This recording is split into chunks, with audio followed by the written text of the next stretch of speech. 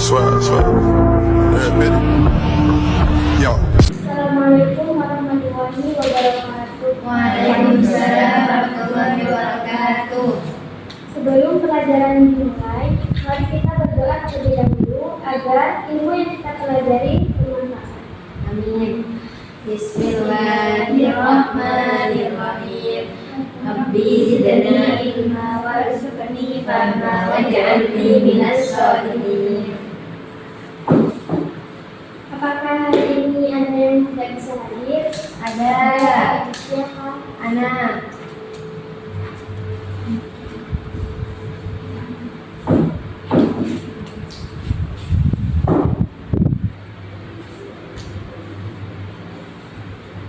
Baik, di sini saya akan menjelaskan tentang toharoh. Apa sih toharoh itu? Bersuci.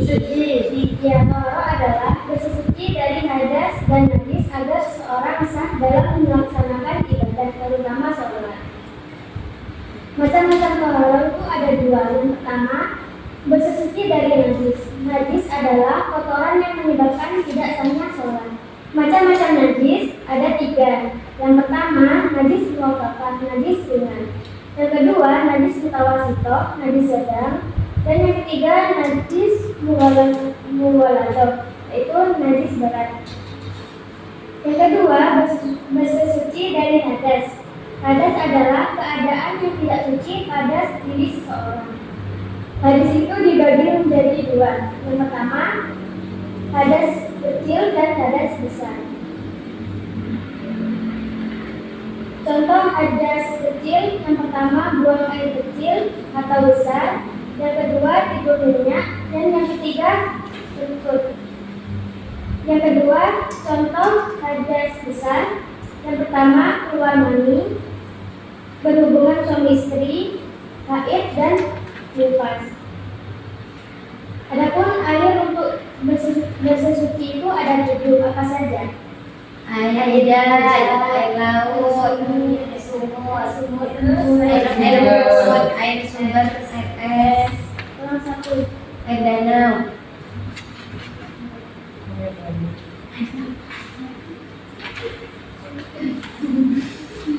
Macam-macam air.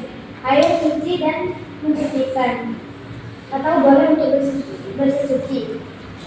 Air suci tapi tidak mensucikan, contohnya air teh dan kopi. Dan yang kedua, air mata najis atau air yang terkena najis. Baik, di sini saya akan membuat tugas kelompok. Dan masing-masing kelompok itu ada yang 3 dan ada yang 2. Silakan dibentuk sekarang.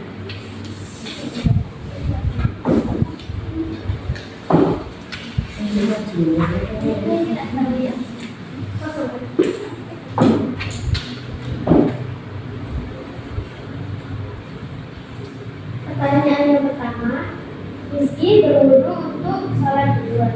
Ia membasuh wajah dan tangan, lalu langsung membasuh kaki tanpa mengusap kepala karena terburu-buru. Apakah wudu Rizky itu sah atau tidak? Dan yang kedua, setelah berwudu dan dia menyadari badannya terkena najis air kencing bayi, apakah boleh Dani langsung sholat?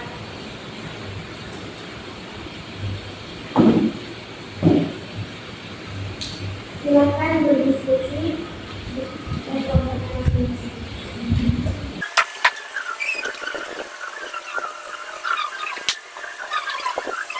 Apakah diskusinya sudah selesai? Sudah.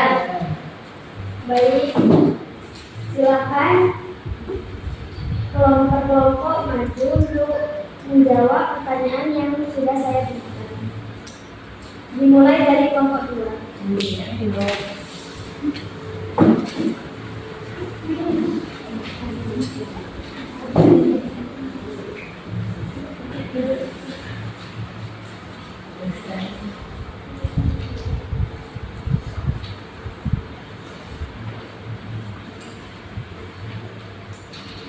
Jadi di sini saya akan menjawab pertanyaan dari Bu tadi, yaitu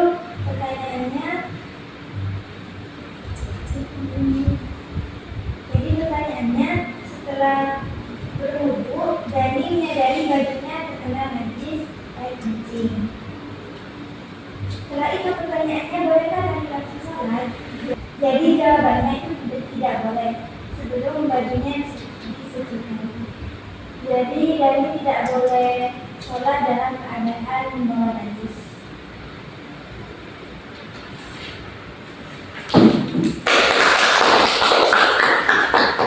Baik, bisa kelompok 1 untuk najis.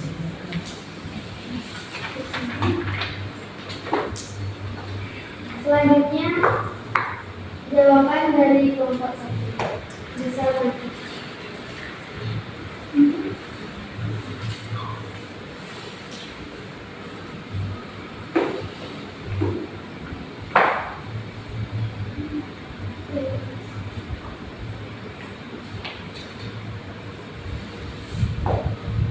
Saya Ramona dari kelompok 1 akan menjawab pertanyaan Rizky berwudu untuk sholat dulu.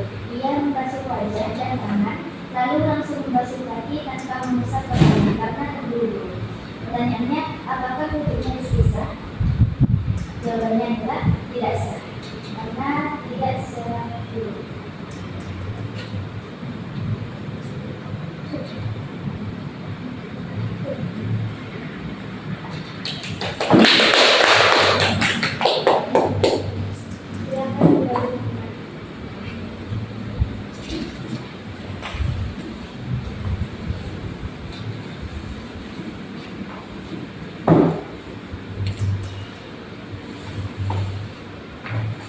Dari materi tadi, apa yang dapat kalian simpulkan?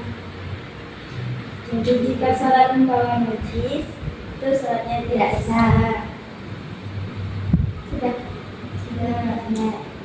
Simpulannya yaitu taharah merupakan kewajiban dalam Islam yang berkaitan dengan kebersihan dan kesucian diri dari hadas najis.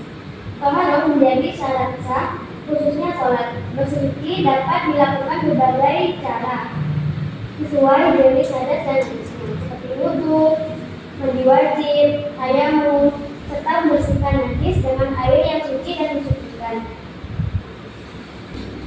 Sekian pelajaran hari ini. Mari kita tutup dengan hamdalah.